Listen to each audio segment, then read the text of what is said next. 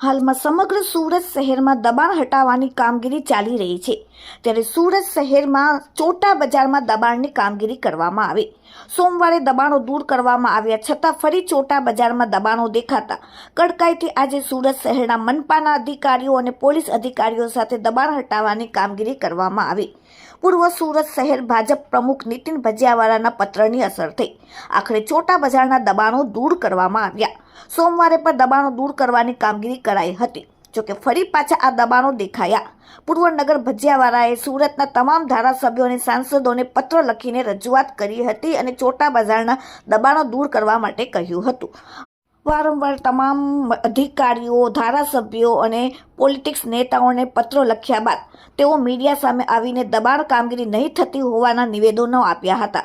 આખરે તંત્રે આજે ચુસ્ત પોલીસ બંદોબસ્ત સાથે વહેલી સવારથી દબાણ હટાવવાની કામગીરી શરૂ કરી દરેક વિસ્તારોમાં ચોટા બજારમાં આવેલ ખૂણા ખાંચે આવીને પોસ્ટરો, બેનરો, મંડપો, લારી ગલ્લાવાળાને હટાવ્યા અને દબાણો દૂર કરાવ્યા। Bureau report, daily India TV, Surat.